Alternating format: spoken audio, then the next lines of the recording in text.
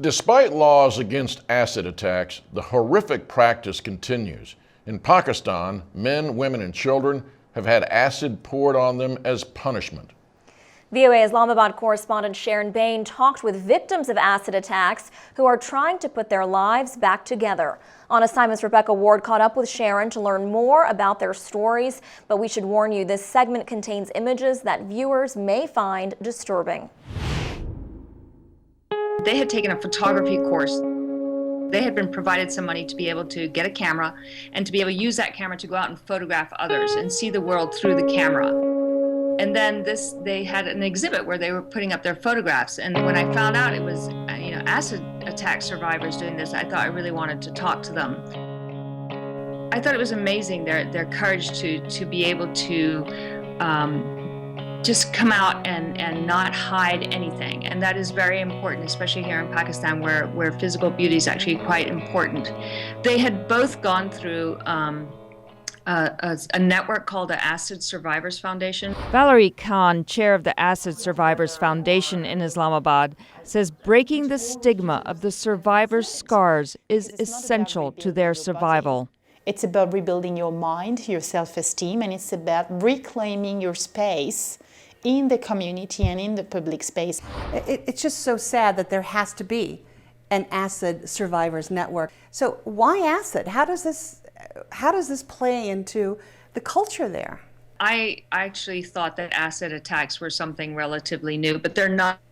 They actually date back centuries. It's a very old form of punishment. But the punishment itself, the reason for acid as opposed to anything else, is that the punishment is for the rest of your life, that you will be shunned by society, that you will be forever marked. And I think what was so important about these two was that they had been able to work through not only years of surgery and pain, searing pain, and as you know, Muhammad had no nose, one of his eyes were burnt out by the acid.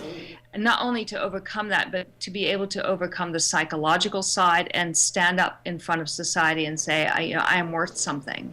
They were amazing people. And what really struck me too is that it was family members involved in these acid attacks. What is their relationship with their family, if any at all? Well, family is central to Pakistan. It's absolutely central to Pakistan and the Pakistani sort of social fabric. And that's part of the punishment, is that you are forever ostracized from your family because your family is not going to want you back. There were 143 acid attacks registered with the Acid Survivors Foundation in 2013. Most were against women and girls. Nusrat Bibi's brother refused to marry into her husband's family. She paid the price. She's had 17 surgeries to rebuild her face and body. Anyone who saw me got scared.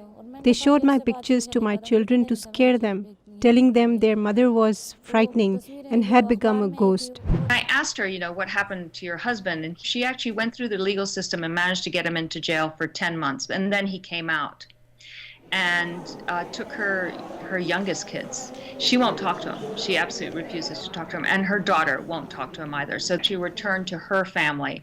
But in a lot of cases, they can't return because it's seen that they did something wrong. So there's actually a very complicated social thing that goes with it.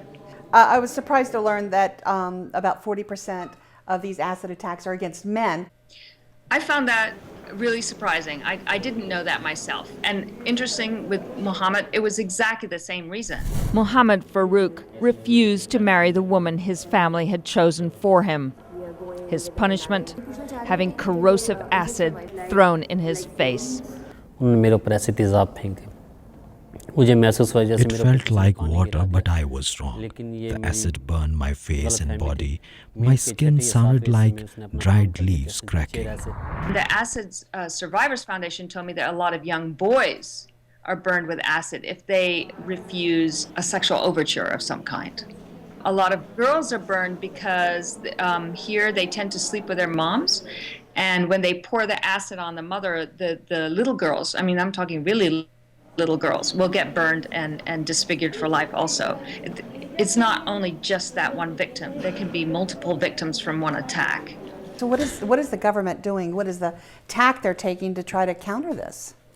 Well, the government has actually passed a law. There is a law against acid attacks, but there are many cases that are not followed up because in the society it's still seen that, well, if you were punished, therefore you must have deserved it. I think things are changing slowly.